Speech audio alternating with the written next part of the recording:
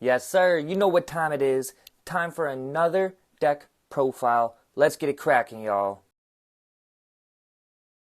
It's been a minute since I've seen you guys. I hope y'all doing well. We're going to hop right into this. If you're clicking on it, you probably know DDDs pretty well. So the basics will be pretty standard. You got your 3 Kepler, your 3 Griffin, your 3 Copernicus, and your 3 Swirl Slime. That's it for your 3 ofs. That's actually it for your multiples for your DDDs. So we play 1 Necro Slime and 1 Vice Typhoon. Now those are your graveyard fusions, the cards that enable fusions in the graveyard. For our tuners, we got the 1 Lamia and the 1 Orthos. The reason why we play 1 and not 2, just too cloggy. I never want to see 2. And if you don't see the 1, it's not even that big of a deal right now. You could always side deck a second one too if you're worried about playing niche, back rows, and all that type of stuff. But that's that. For your level 8s, you got the 1 Thomas and the 1 Ragnarok. These are for their pendulum effects, and even when they go on field, you don't play rank 8s in this deck, but this is a rank 8 enabler for your King Kal Yuga if you choose to play that. Or Hope Harbinger, like, you know, back in the day, all that stuff. So that's that. That's pretty standard. Other than the 1 Orthos, that's pretty standard for most decks. We are playing the 1 Cerberus and the 1 Zero King Rage for their scales. If you've seen Jacked YuGiOh or some Kali effect, a couple other DD players, they use this to enable the 1-card combo.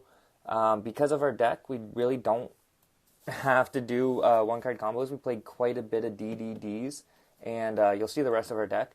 But still, with this deck, doing that combo, setting these scales, is just too much advantage. So Cerberus, both of their pendulum effects also do come into play. And then, if you guys know what Unchained has been up to recently, we do play the Vice King Requiem, because sometimes in the grind game, or even just extra, it's to search this and to be able to use this effect, overlay, very easy. That's why we play it. If you guys don't know, just look up some recent Unchained topping players. They've been playing a little DDD package. So that's it for our DDD monsters. 21 monsters in total. We have 42 in the main deck. Very easy to cut down to 40 if you want, you'll see. But I really like it. It's a good way to not see a lot of your one-ofs, so you could just go on with your plays. We have the 3 Dark Contract with Gates. We're getting into your contracts now. These are your DDD cards. We have the 1 Dark Contract with the Swamp King, very standard. We play the 1 Dark Contract with Patent License. Obviously, you can side this out going second. You can even just put this in your side deck if you want to help cut down.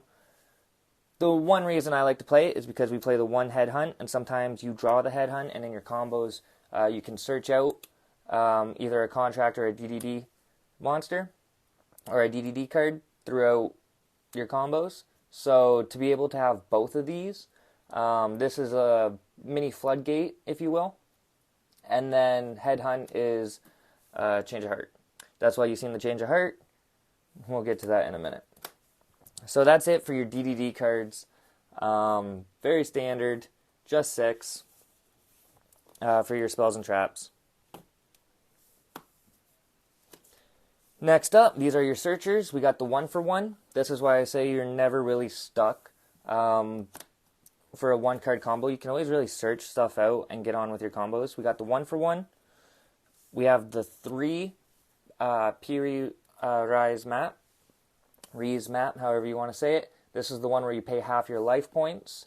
That's why we play Psychic End Punisher. Paying half your life points, you immediately give him a 4,000 attack bonus, and he's unaffected by your opponent's card effects and all that stuff. We'll get to him in a minute. But Reeze map, if you've seen, like I said, if you've seen the other deck profiles, it's pretty standard. Another one that's becoming kind of standard, I haven't seen everyone play it, but I like to play it, the Small World package. Small World, by playing our Archfiend Eccentric, we can float from one DDD monster into our Archfiend Eccentric into any other DDD. With this, if you end up drawing this, it kind of sucks, but you'll see in the side, or not in the side, for the rest of our monsters, we have 2 Ash Blossom. You can actually float from your Archfiend Eccentric into an Ash Blossom. Yeah, that's what it was. So you can float from your Archfiend Eccentric into your Ash Blossom, and since your Ash Blossom has 0 attack, you can go into either your Copernicus or your Kepler. So I was wondering, I was like, I figured out how you could do it, but I forgot for a second. So there you go. That's that. Next up, we got the 3 Fenrir. Enough said. I haven't seen a lot of lists actually play Fenrir. I was wondering why. Fenrir is just OP. So yeah, 3 Fenrir, 2 Ash, and that makes it 40. If you choose to, you could cut these out. I would not. 2 Triple Tactics, just in case they try to interrupt your plays. You can throw a Called by the Grave in here or whatever you want to protect yourself. But that's why I have the Fenrirs, I have the Triple Tactics. And with all the searching power, even if they do interrupt one of my plays, we're able to keep going. So it's not too bad. So that's it for the main deck. That's 42 cards. For the extra deck, pretty standard. If you guys like it, got the rainbow going on. We got Gilgamesh, Gilgamesh, Gilgamesh. That's it for your links. 3 Gilgamesh. We have your 2 Flame King Gongus. Your 1 Oracle King Dark. It being a level 7 actually comes up more than you think, especially with Lamia. DDD High King Genghis. And that's it for the fusions. Then we got pretty standard Wave King Caesar, Marksman King Tell. We got the High King Caesar and Mach X. What I would do, I would actually swap the Oracle King Dark for a second Mach X, just for the grind games. It's better off to have the second one, so I would do that. I would switch for a second.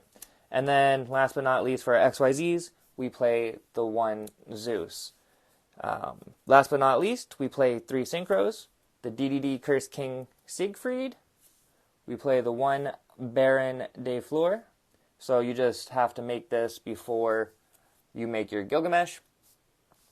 And then you can get on with your plays. Same with Psychic and Punisher. So how it goes is if you're going first, you want to make this and then go on with your DDD plays. And then go on second, you want to make this. If not, you can still make this, especially if you use the map, you're going to half your life points. So you're going to need something that's going to be hard for them to get over, that will help protect you, and come back for that clapback.